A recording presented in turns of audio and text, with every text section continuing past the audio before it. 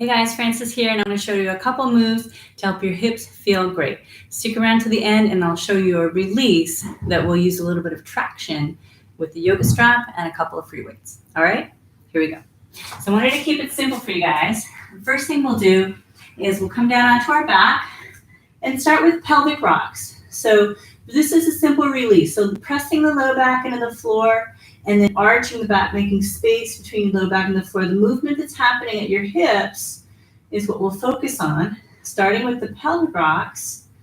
A couple more times, low back presses, low back arches, low back presses, and low back arches. Now we'll let one knee come out to the side. Now you'll do pelvic rocks again as though both knees were up, but just let that knee come out to the side and just relax what you can. Don't worry if everything is exactly placed here. Just let it free up a little bit. So low back presses and arches with one knee out. So I'm going to call this rock, and then we're going to do roll, and then we're going to do open, and we'll do space. Okay, so simple reminders to keep you on track with doing these exercises on your own. So this is the rock.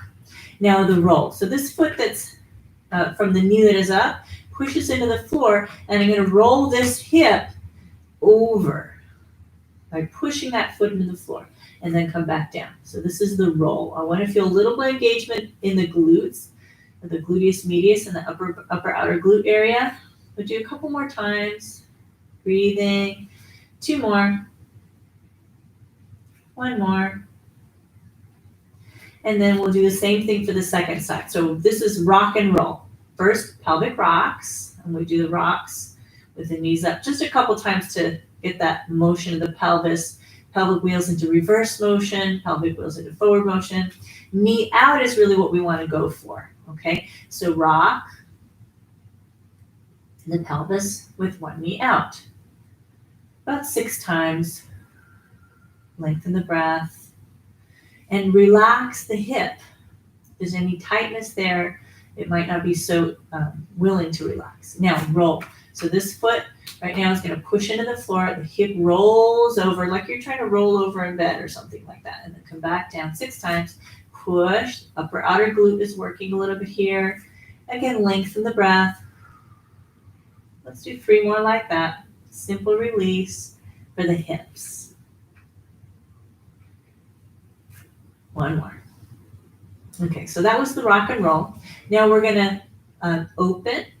So we'll cross the ankles and let the knees open out to the sides. Now pull the belly in, tuck the tail a little bit, and just allow the hips to open up there.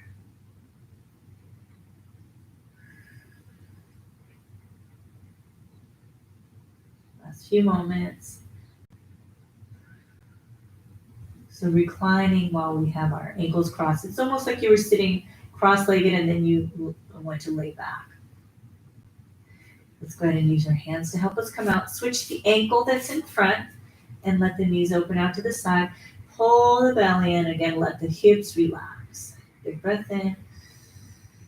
Big breath out. Make sure your knees feel okay. Big breath in. And big breath out. Use your hands to bring the knees back up. And now this next one takes a little bit of setup, but it will be worth it if it feels good. And I want you to be careful with your props. Right now I have a yoga strap that has a loop in it. Okay, not too big of a loop. And I'm going to use some weights. So I have these weights that are a little bit heavy. Basically what I want to do is I want to anchor the yoga strap. So I will take the yoga strap underneath one weight. You got to be careful. These ones are 25, so they're a little bit heavy, but you could use something else. You want to make sure that you're okay. Basically, what I'm doing is I'm fixing this yoga strap in place. Now, I want to avoid the buckle so that I have just the strap. And what I'll do now, let me just move it down a little bit. Okay, so now that's pretty fixed. And then I have this loop that I can put my foot through, and I bring the yoga strap up into the crease of my hip. Okay, right under the hip crease. I'm going to move my pelvis away from that stable place of these weights just a little bit. I'm going to feel a little bit of traction.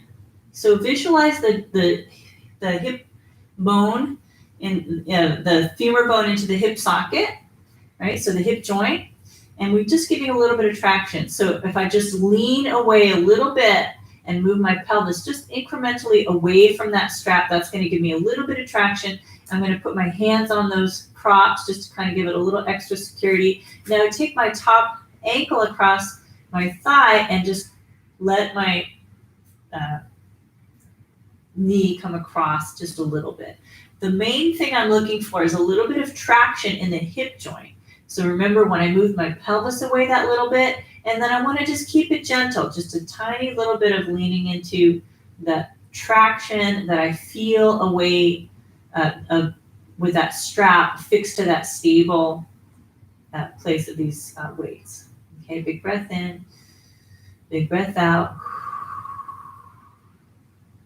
And one more big breath in and big breath out. Let's gently release. Slowly come out of this one.